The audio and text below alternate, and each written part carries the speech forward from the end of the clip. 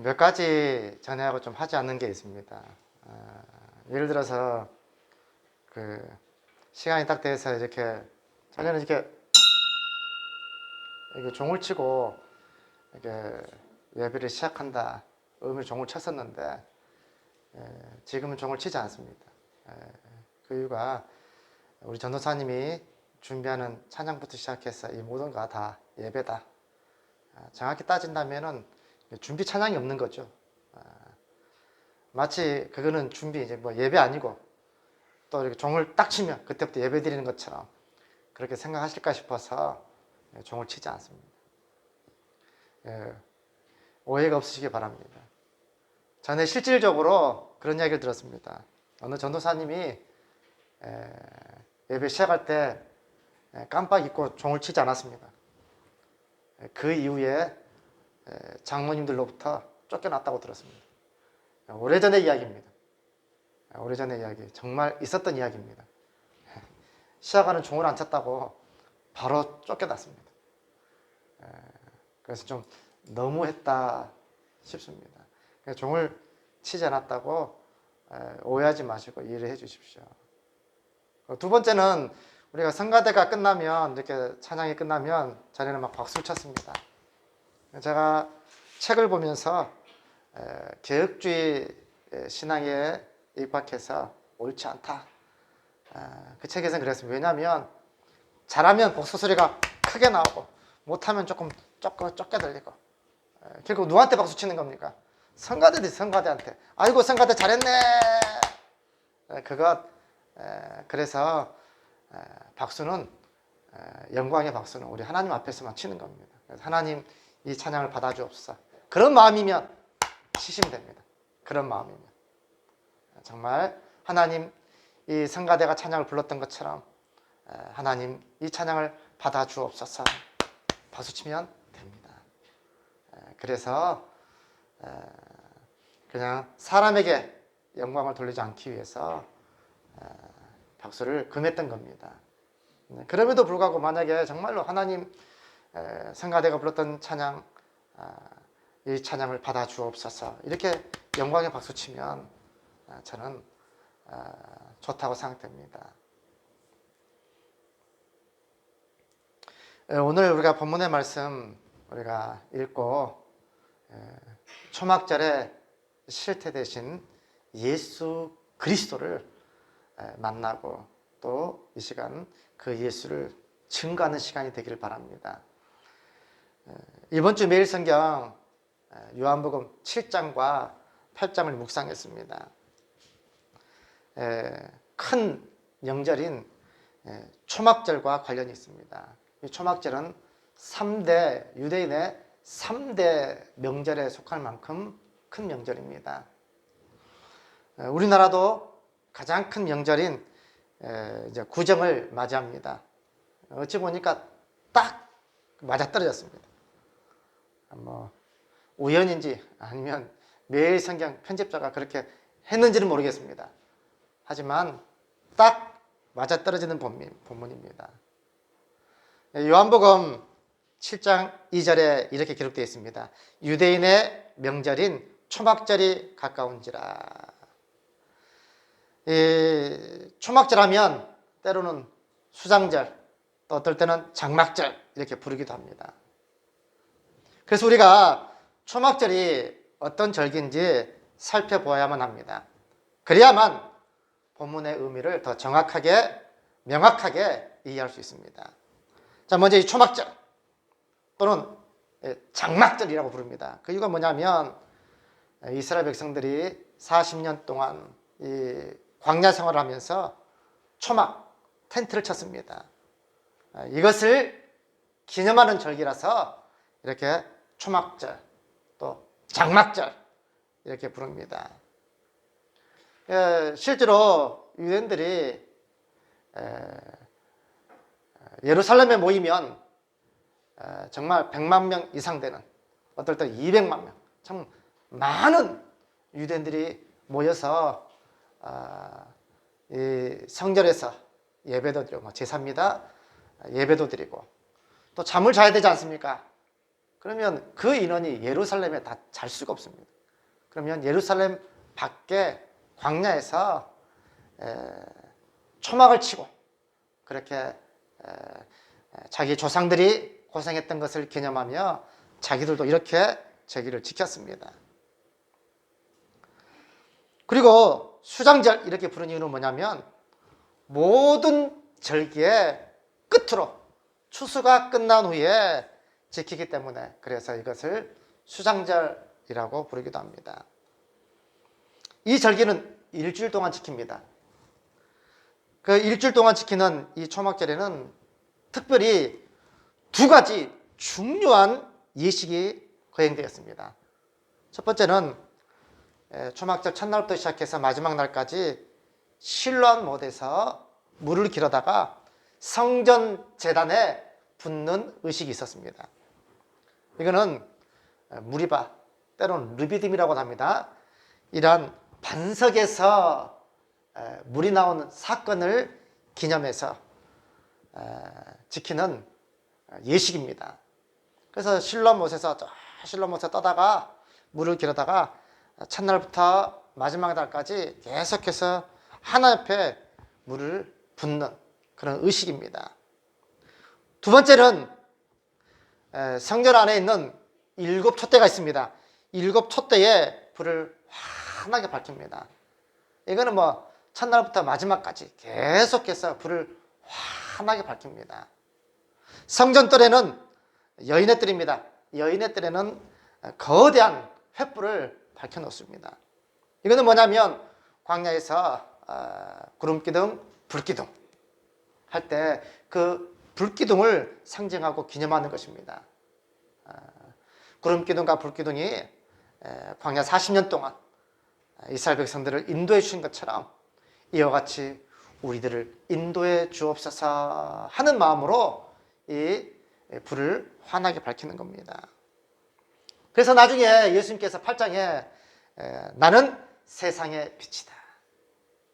그 여인의 뜰 앞에서 합니다. 여인의 뜰을 횃불이 팍 밝혀있는 그 앞에서 나는 세상의 빛이다. 이렇게 말씀하셨던 겁니다. 그래서 우리가 이 두 가지 중요한 예식을 기억해야 됩니다. 참 그렇다면 이 구약에 있는 것은 항상 구약에 있는 모든 사건들, 모든 기적들, 모든 것들은 다 그림자에 불과합니다.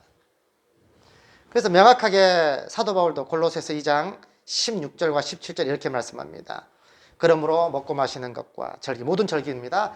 절기나 초하루, 이거는 월삭이죠. 절기나 초하루나 안식일을 이유로 누구든지 너희를 비판하지 못하게 하라.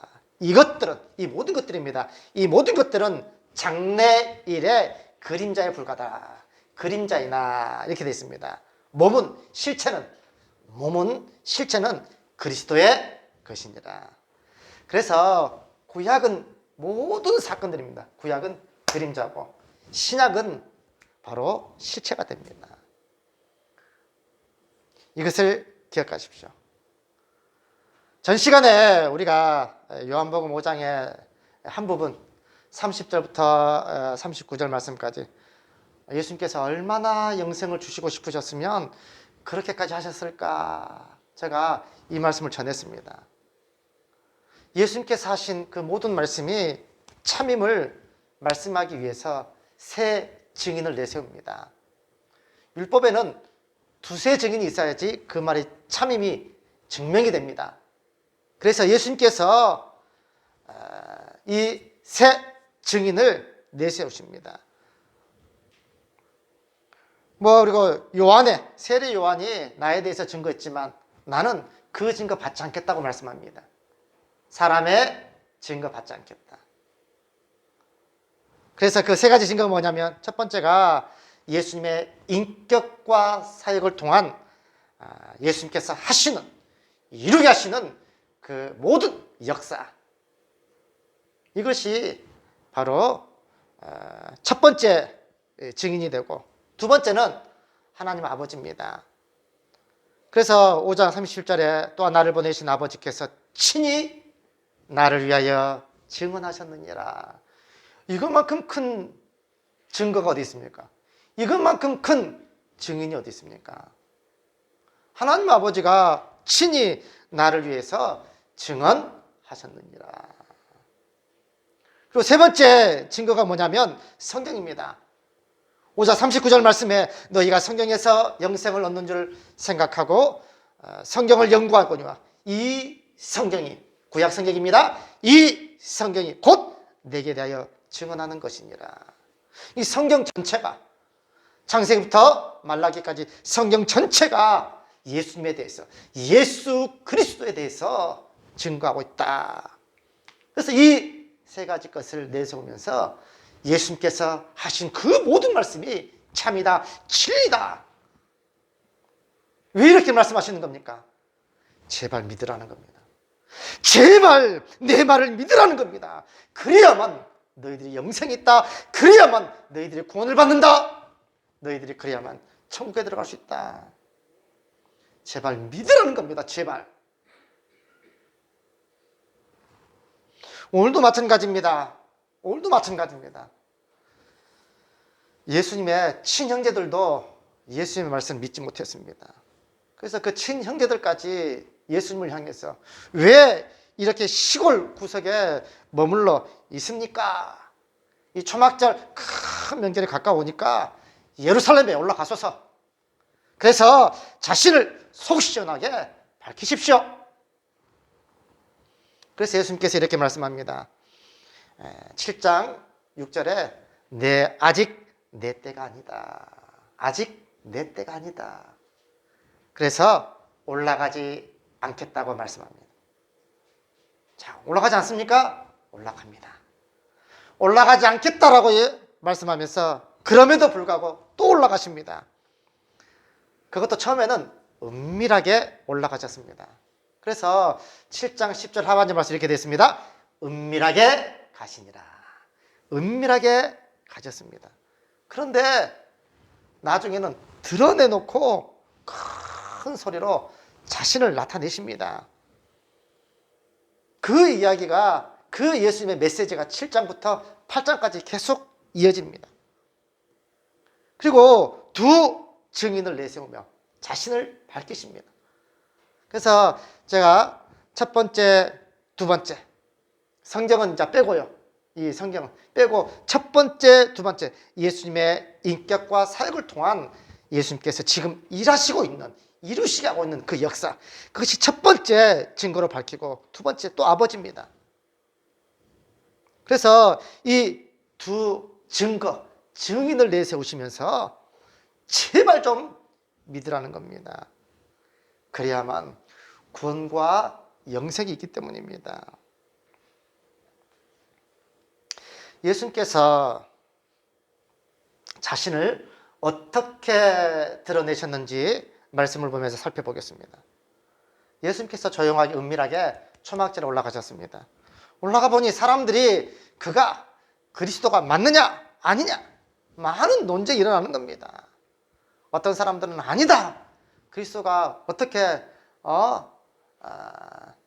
갈릴리에서 날 수 있느냐? 유대 땅 베들레헴에서 태어나야지. 조금만 알아보면 예수님께서 어디서 태어나셨습니까?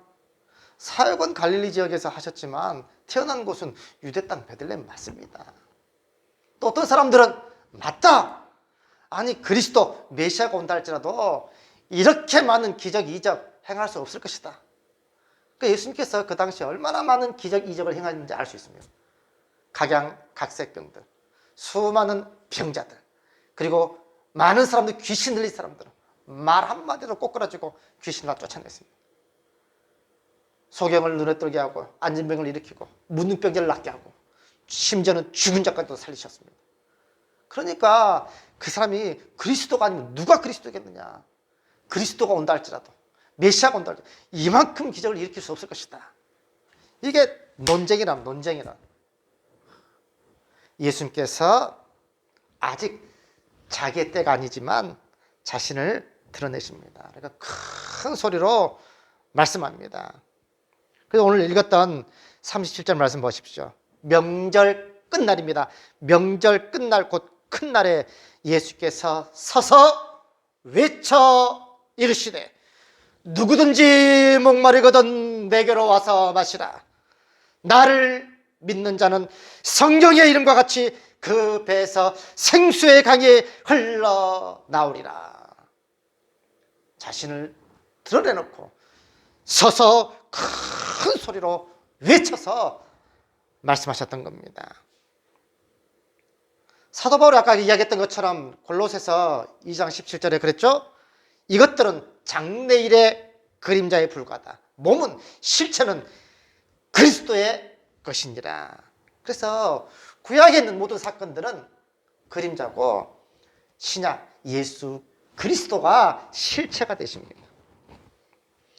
구약에서 3일 동안, 사흘 동안에 물을 마시지 못했습니다.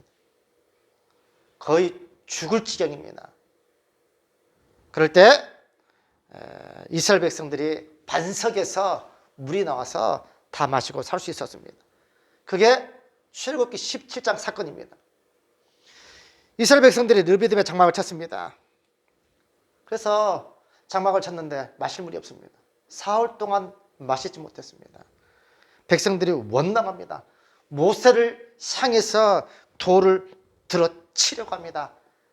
그때 하나님께서 이스라엘 백성들 가운데 모세를 통해 가지고 반석에 올라가라. 그리고 반석을 쳐라. 세게 내리쳐라. 그러면 거기서 물이 나올 것이다. 그게 생수였습니다.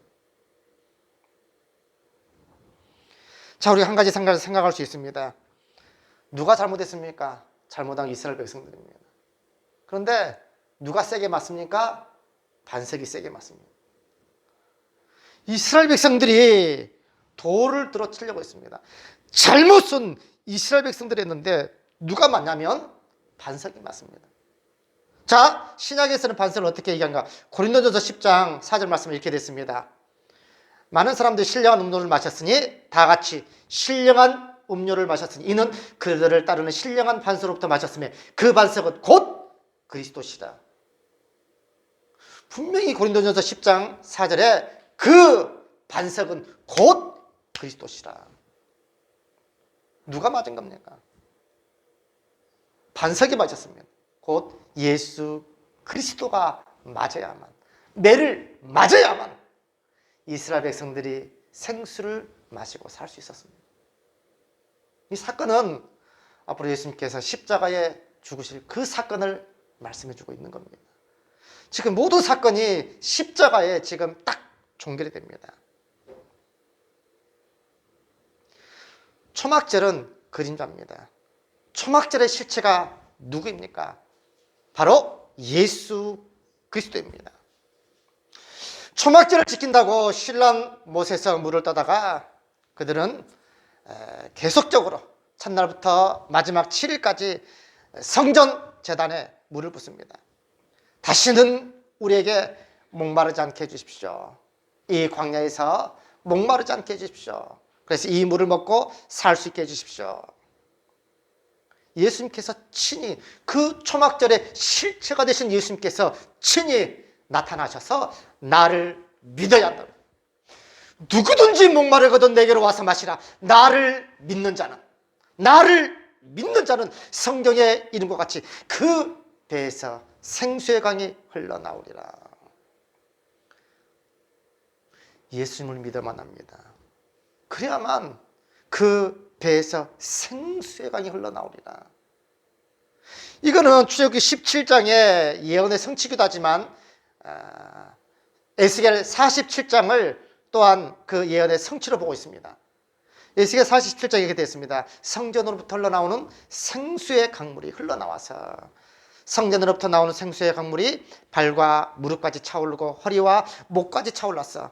그들이 건너지 못할 만큼의 강이 되어 충만하게 되어진다. 이 생수의 강이 흘러넘쳐서 사람들에게 생수가 회복과 치유의 역사가 일어납니다. 이 생수의 강이 이렇게 발과 무릎, 허리, 목까지 차고 넘쳐서 다른 모든 지역으로 회복과 치유의 역사가 일어날 것이다 하는 그 예언의 성취가 예수 그리스도를 통해서 성취되었다라고 말씀하고 있는 겁니다. 사람들은 끊임없이 이 물을 주십시오. 목마르지 않게 해주십시오. 하지만 그 물을 먹는 자마다 또 목마릅니다. 예수님께서 주시는 것은 영원한 겁니다. 영원히 목마르지 아니하리라. 결국 이거는 실제로 우리가 물을 먹느냐 하면 이 문제가 아닙니다. 바로 영혼의 목마름입니다. 이 영혼의 목마름은 이 세상의 그 어떤 것으로도 해결받을 수가 없습니다. 사람들이 이 영혼의 목마름을 해결하고자 정말 어떤 사람들은 돈을 많이 봅니다. 그러면 이 영혼의 목마름이 해결될 줄 압니다. 어떤 사람은 술과 마약에 그것을 의지합니다. 그래도 영혼의 목마름은 해결할 수가 없습니다. 술에서 깨면, 마약에서 깨면 더 아픈 고통이 찾아옵니다. 어떤 사람은 지식으로 이 영혼의 목마름을 해결하려고 합니다. 세상의 그 어떤 것으로도 이 영혼의 목마름은 해결할 수가 없습니다. 그 해답은 오직 예수 그리스도밖에 없습니다. 이 초막절의 실체 되시는 예수 그리스도를 온전히 믿는 것밖에 없습니다. 그래서 예수님께서 아직 자기 때가 이르지 않았음에도 불구하고 많은 사람들 앞에서 서서 외쳐서 말씀하는 겁니다. 누구든지 목마르거든 내게로 와서 마시라. 나를 믿는 자는 성경의 이름과 같이 그 배에서 생수의 강이 흘러나오리라. 그 예수 그리스도를 생생하게 만나고 믿어야 됩니다. 그 길밖에 없습니다. 두 번째로는 일곱 촛대의 불을 환하게 밝히는 그런 의식이 있습니다. 여인의 뜰에는 거대한 횃불을 밝혔습니다. 이거는 광야에 낮에는 구름기둥, 밤에는 불기둥으로 이스라엘 백성들을 보여주고 인도해 주셨습니다. 그것을 기념하기 위해서 이렇게 불을 환하게 밝혔습니다. 이렇게 했던 이유는 뭐냐면 이스라엘 백성들이 이렇게 불을 환하게 밝힌 이유는 광야에 40년 동안 우리 조상들을 하나님께서 친히 인도해 주시고 보호해 주셨던 것처럼 지금도 우리를 인도해 주시고 보호해 주옵소서 하면서 이 초막절에 예식을 지켰던 겁니다. 분명 이것은 예수님께서 여인의 뜰 앞에서 했을 것입니다. 그 증거로 8장 20절입니다. 이 말씀은 성전에서 가르치실 때 헌금함 앞에서 하셨으나 잡는 사람이 없었다. 여기 보니까 예수님께서 어디서 하셨다고요? 헌금함 앞에서 했습니다. 헌금함 앞이 어디냐면 바로 여인의 뜰입니다. 그래서 여인의 뜰 바로 입구 쪽에 횃불을 환하게 밝혀놓는 그 앞에서 이 말씀하는 겁니다. 나는 세상의 빛이다.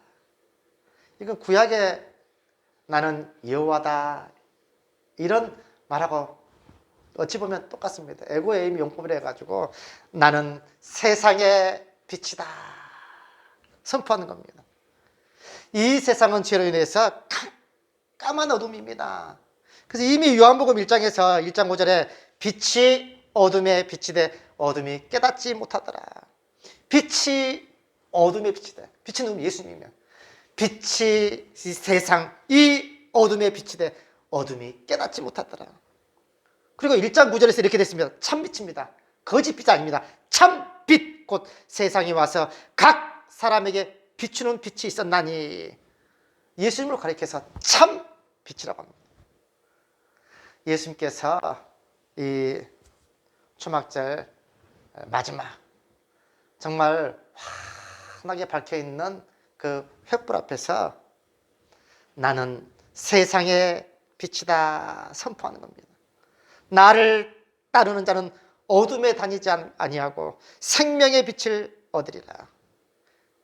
생명의 빛을 얻으리라. 이제 어둠을 다니자고 어둠을 따르지 않고요. 이제 생명의 빛을 얻으리라.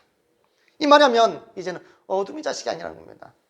예수님을 믿는 사람들은 이제는 어둠의 자식이 아니라 빛의 자녀라는 의미고, 두 번째는 뭐냐면 생명을 얻는다, 이런 뜻입니다. 생명의 빛을 얻으리라. 생명을 얻으리라.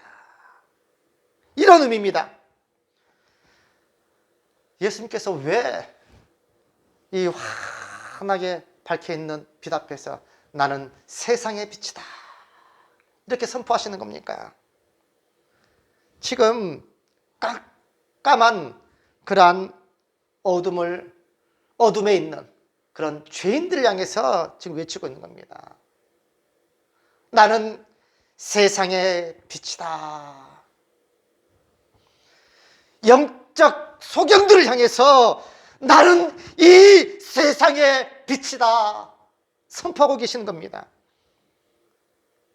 영적 소경들이기 때문에 어디로 가야 될지, 무엇을 할지, 어떻게 살아갈지 모르는 이들을 향해서 예수님께서 나는 너희들을 참된 길로 인도하는 바로 생명의 빛이다 말씀하고 있는 겁니다. 세상 사람들 어디로 갈지 모릅니다. 무엇을 할지 모릅니다. 그저 먹고 마시다가 영원한 지옥의 심판을 받을 수밖에 없습니다. 예수님께서 그들을 향해서, 이러한 영적 소경들을 향해서 나는 세상의 빛이다. 이 빛을 보고 나를 따라와야 된다. 그래야지 너희가 생명을 얻는다. 구원을 받는다. 그래야만 너희가 영생을 얻는다. 자기 때가 아직 이르지 않았습니다. 그럼에도 불구하고 외치지 않을 수 없습니다. 왜 그렇습니까? 제발 믿으라는 겁니다. 제발 내 말을 믿으라는 겁니다. 바리새인들이 네 증언이 어떻게 참될 수 있냐? 참되지 않다. 그러니까 예수님께서 두 가지 얘기하죠. 너희 율법에도 17절에 8장 17절에 너희 율법에도 두 사람의 증언이 참되다 기록됐는데, 첫 번째가 뭐냐면 바로 내가 나를 위해 증언하는 것. 이게 뭐냐면 자기 자신이 하는 그 모든 인격과 사역을 통한 그 모든 것입니다. 두 번째가 뭐냐면 나를 보내신 아버지도 나를 위하여 증언하셨느니라. 하나님 아버지가 증언했다는데 이것보다 큰 증거는 어디 있습니까? 이 두 증거, 이 두 증인을 내세우시면서까지 자신이 말이 참임을 지금 강조하고 있는 겁니다. 그래야만 구원과 영생이 있기 때문입니다. 결론을 맺겠습니다. 사랑하는 성도 여러분, 초막절에 실체가 되시는 예수 그리스도를 믿어야만 구원과 영생이 있습니다. 그 예수 그리스도를 믿을 때 그 배에서 생수의 강이 흘러넘칠 것입니다. 그 무엇으로도 해결할 수 없는 그 영혼의 목마름을 해결하게 될 것입니다. 세상에서 그 해결책을 찾지 마십시오. 그것은 그때뿐입니다. 참된 해결책이 아닙니다. 예수를 믿을 때만, 그분을 온전히 믿을 때만 참된 행복과 참된 기쁨을 맛보게 될 것입니다. 마지막으로 예배드리는 이 의식이나 형식보다 더 중요한 것은 뭐냐면 그 예배의 실체가 되시는 예수 그리스도를 정말 인격적으로 생생하게 만나는 겁니다. 그 예수를 만나지 못하면 아무리 수십 번, 수천 번 예배드린다 할지라도 아무런 의미가 없습니다. 이사야 선지자가 말씀했던 것처럼 오히려 내 마당만 밟을 뿐이니라. 너희가 드리는 그 많은 예물들, 천천의 수양과 만만의 그 기름들, 이제는 지긋지긋하다. 이제 그만 가져와라. 예배드리는 그 의식과 형식보다 더 중요한 것은 뭐냐면 예수 그리스도를 만나는 겁니다. 그분의 음성을 듣는 것입니다. 오늘 이 말씀 기억하시고 이 초막절에 실체되신 예수 그리스도를 온전히 믿음으로, 또 그분의 생생한 음성을 들음으로 주께서 주시는 영생하도록 솟아나는 그 샘솟는 기쁨을 정말 맛보고 누리시는 우리 사랑하는 모든 믿음의 성도님들 되시기를 주님의 이름으로 축원드립니다.